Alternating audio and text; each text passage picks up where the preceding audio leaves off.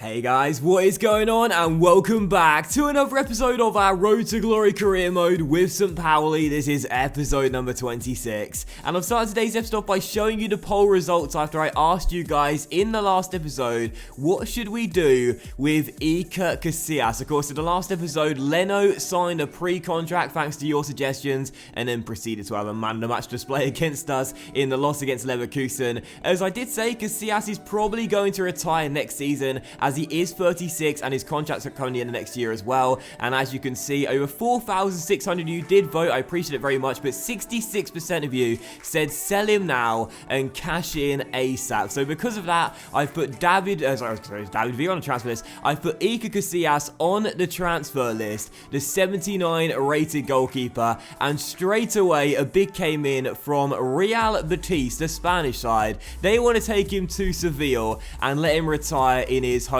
country. Now, I did see a couple of comments from you guys regarding Casillas, say, you know, sell him next season. As I said, I don't think I'll be able to do that because players that are mid-30 plus tend to retire in their final year of their contract, hence why Villa is retiring this season as we only give him a one-year deal. So if we were to sell Casillas, we couldn't do it next year because he'd retire, and you can't sell players that are retiring in their final year. And I also saw some comments saying, you know, send him back to Real Madrid, swap him for a Real Madrid youngster. But in the end, I think you guys will be happy enough with where he's going. He's going back to his home country. He's going to Real Betis. We accepted a just less than valuation bid at £5 million, and I think that's right. I think that's fitting. I really, really do, because Casillas, it wouldn't have been right had he retired here in Hamburg, you know. I think he should retire in his home country, Spain. So he's off to Seville for his final year and a half, and I think that's the right thing to do. So Casillas, we hardly knew ya. I mean, seriously, he was only here for about 6 months. But yeah, he's gone. He's gone to Real Betis, and I think that was the right thing to do. Let him retire in his home country. But also as well, I put in a pre-contract bid here for this guy. Now, of course, we signed Casillas for Season 2. We signed David Villa for Season 2. And I thought, why don't we sign another legend of world football? And the Brazilian cam playing for Orlando City in America as his deal upcoming at the end of the year. You know who he is. It's Kaka. I put in a pre-contract. We shall wait and see what he says. And also, with the Casillas money, decided to invest in a new striker and went in search of this guy here, 21-year-old Zhang Yuning. And with me managing China right now, I think it could be good to have a good Chinese player in our team too. And as you'll see, both Vitesse accepted that transfer offer, straight valuation of £2.6 million, and Kaka did accept his pre-contract. So the Milan legend is coming to St. Pauli for Season 3, and just like with David Villa, we've only given him a one-year contract, which means he'll definitely, or well, you know, most likely retire come the end of that contract. But I think if he can do what Villa's done in his final year in professional football and give us a really solid season despite his age, he'll be worth the money. He's only going to cost us £8 grand a week, and again, he's almost certainly going to retire come the end of that one-year deal. I think that's a brilliant little signing right there, and he's still got it. He's 78 overall despite being 35 years old. Ignore his physical stats, his technicals are still pretty decent, and I think he'll be a pretty decent signing for us. But how about this as well? Leno has got an injury, a 2-month injury as well, which I found kind of funny. Of course, he's going to be signing next season on a free transfer just like Kaka, and yeah, that man of the match display against us, that stormer at the BAYERN where we lost 2-1, and he's got a 2-month injury, so hopefully he'll be fully healed by the time he comes in next year. But also, Zhang Yuning did accept his contract straight off the bat, so the Chinese striker is in for £2.6 million. Now, after selling Casillas, I was thinking, what can we do with that money? £5 million. Of course, a little bit of that was skimmed off the top by the board, but I thought a new striker wouldn't be a bad shout. You know, obviously, Buhaduz hasn't really been firing this season, despite him having 3 goals. And Mang's still yet to score this season as well. I thought, why not buy a new striker? And to be honest, he's got 82 strength, 73 jumping, a 4-star weak foot. He's 6'1", 75 finishing, 76 heading accuracy. He's not just here to sell shirts. He's not just here as the token Chinese player just because I'm managing China. No, he's here to play games and score goals, and I like the look of him. I really, really do. But also, we put a new pre-contract offer here as well for another new signing for next year on a free transfer. Jeremy Toljan, the Hoffenheim left back, 77 overall, 23 years old. He wants a wage decrease as well. I love it when that happens. Players are happy taking a pay cut because they believe in the St. Pauli dream. And as you can see, he does decide to accept a contract here. Now, he can also play left wing back and left mid as well. He's a right-footed player but has a 4-star weak foot. And this is the type of guy that is like Dudziak in our team, like Daniel Roth is probably going to be. And that's a defensive wide midfielder. I really like that guy. I really like that role, I should say, on some of my players. And I think him closing out games, he'll be a really good signing, even though we don't play with fullbacks, on one of the wings, either left or right. I think he'll be a really smart signing. But also, to end deadline day, we did have one bid from Sam Allardyce for Moses Ojo, and I just went, lol, go away, he's going nowhere. And that was how transfer deadline day ended. So in the end, we spent £2.6 million. We signed a few players on pre-contracts, and of course, we sold a few deadwood players, including Kaka, which, again, I wasn't against keeping him here, because I do like him, but you guys are chairing my transfer committee. I want you guys to make these decisions from time to time, because you guys so far have called every single thing right. So far, every time I've came for you for a suggestion, or just use one of your suggestions, you've got everything right so far. So I'm going to keep on using you guys as much as possible. That doesn't sound right.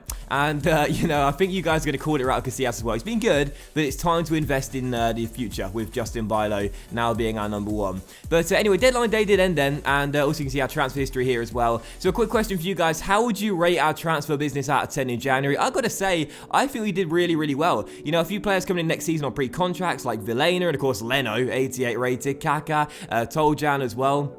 We signed Zhang Yuning as well, the Chinese striker. I think he could be quite good. And sold a few deadwood players that aren't currently playing right now. I think we did quite well. I'm going to go with 8 out of 10 for our transfer business. But let me know how you guys think we did. I think it was a really successful January window. And also as well, I forgot to mention at the start of the video, but as this is Sunday morning for you guys, if you want to see another episode of the RTG later on tonight, then get this video to 1,000, let's go 1,300 likes. 1,300 likes, and I'll upload another episode of our Road to Glory career mode with St. Pauli later on tonight. Regardless, there is the squad report for you. You can see how the players are currently getting on now. No Casillas in the team, and how the youngsters are currently developing as well. And also our squad layout too, which is going to see last season's Golden Boot winner Bouhadou's now dropped to the Rezzies. Now, of course, we really like Aziz. He's our main man for goals, or was last season at least, but this year, not firing on all cylinders. So I think it's a good idea to invest in the future, have a Mang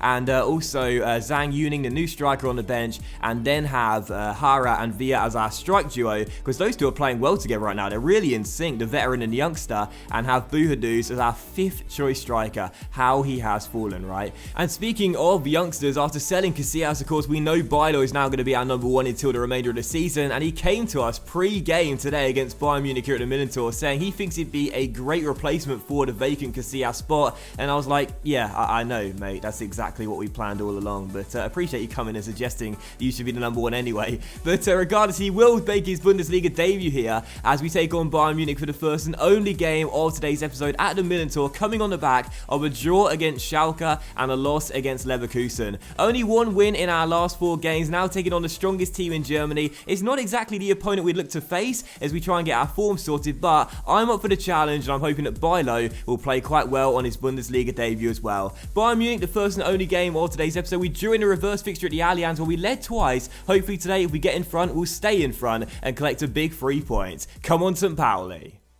So here we go then, Bayern Munich at home, the first game outside of January, and our first Bundesliga game without the veteran Spanish goalkeeper Kaka, who up until this point was the 2nd best goalkeeper in the division, just based on clean sheets alone. But Justin Bilo on the ball right now. We trust this young man. You guys certainly do. I like him as well. And he was number 1 for half of last season. He's an up-and-coming shot stopper. He's been good in the cups. Hasn't conceded so far this year in those 2 games. I think he's, you know, certainly going to give Leno a run for his money next season, because I really like him and I think he'll be okay. So buying today, and after just 1 win in 4 games, hopefully we'll get our form sorted, even in the absence of a Real Madrid legend. And Andrade has headed the first proper chance of the game just wide. David Villa now missing his mate, whipping in a wonderful corner as he always does, and Victor Andrade flashes one just wide. Almost a dream start. Just been a very good start to the game. You know, we've been very impressive as Harry did great work there to find Charities, and now, I should have given it to Andrade. That was a... God, those little decisions there, I tell you, I never call myself a good FIFA player because I really don't believe I am one. And one of the reasons is I always make the wrong decision. Should have released that earlier. Here's Thomas Muller down the left-hand side, trying to get himself past Sobiek. Drills it in, and Bayern have gone in front 19 minutes into the game. Justin Bilo is beaten. He won't be keeping a clean sheet on his Bundesliga debut. And it's a goal for Bayern inside the opening 20 minutes. Sobiech tried to stop the cross. He couldn't do so. And look at that. It's through the legs of the goalkeeper. And Dorsch has made it 1-0 to Bayern. And we've gone behind early. Did I say Müller got the goal? Or the assist? He got the assist, didn't he? And Dorsch has scored anyway. And it's 1-0 to Bayern. Not a great start. I hope you get Sobiech. Got to win that, son. Well done. Good strong header through towards Justin Kluivert. Looks for Charities. Through towards the ball. Nice little first touch there. Tries to beat his man and get inside. It's great work by El Toro. And Neuer makes the save. What work. Corner to St. Pauli just before the break. Can we find that deserving equalising goal? V will take it. Whips one in towards Sobiech. De Ligt, sorry, who's hit the post.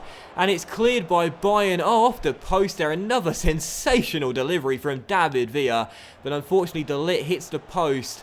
And we just can't find that goal, which we really do deserve, as Benatia heads behind that cross. We've had a great first half. We don't deserve to be trailing in this one, but we just can't find that goal to put us back on level terms. As Kluivert tries his luck, and Neuer says, that was easy. Well, we've run out of gas completely. I mean, we really have. We had such an amazing first start. We played so well. We just didn't get the luck and find that goal we deserved. And now we just can't create anything. The second half featured no chances whatsoever. We just can't find any intensity, any attacking intensity like we had in the first half. We've had the sting taken out of our tails, if you know what I mean.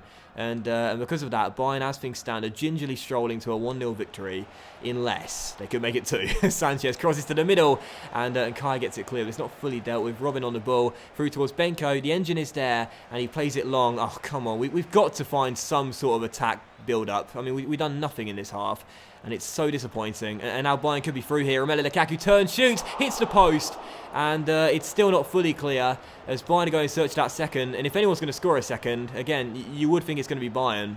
It's Sanchez for Bayern. They can rack the points up here down left-hand side. The Chilean turns back onto his right, finds Vidal, and the Chilean's linking up here. Nice ball inside towards Lukaku, the Belgian on his debut. Finds Vidal, fires it over. It's so annoying, but we had such a great first half. We really did. We didn't take any chances, and in the second half, it's been all Bayern. I mean, it's been all Bayern Munich. We've done nothing. Final chance. Charities on the ball, through towards Victor Andrade. Almost out of stamina. Needs a good cross here to the back stick. Maroon shirt's getting in, and one is Amang, who's headed it in. Thomas Olivier Amang in stoppage time has given us the equalising goal with just his second goal for the club. And wow, that must have hurt the back. It's Amang with the header deep into stoppage time, and it's about time we score a stoppage time goal. We've had so many opponents do it to us this season, but now we found the equaliser, though I must say, I thought he was offside. Andrade crossed it in. It was a brilliant delivery. Amang was unmarked in the 6-yard area. He kept his cool,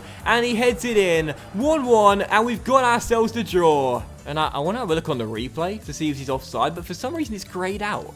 For some reason it's greyed out. I don't know why that is. But anyway, the referee is going to blow for full time directly from kickoff.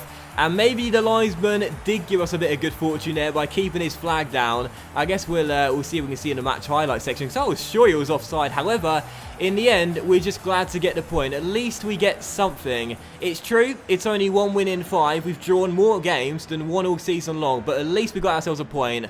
Oh, Thomas Olivier Amang, what a legend. I mean, it doesn't take much to become a St. Pauli legend if you've only scored 2 goals since joining. But either way, we deserved at least a point in this game. You know, we really did. And in my opinion, deserved all 3. We were the better team in my eyes. I felt we deserved to edge it. But in the end, you know, we can't be ungrateful. I'll take the point and call it a very good one, obviously, against the legally as Bayern. But was Amang offside? Now, that's the question. Because I thought when Andrade whipped it in, he was off. So let's pause at the moment when he swings the ball into the centre. And let's have a quick look. Alright, so that's the moment of impact with Andrade when he hits the ball. Now let's see whether he was offside. Oh no, there's someone keeping him on. There's someone keeping him on, and I'm not sure who it is, but someone has kept him on. Is it Hummels? I think it's Mats Hummels that kept Amang onside. Yeah, it's Mats Hummels who just kept Olivier Amang onside.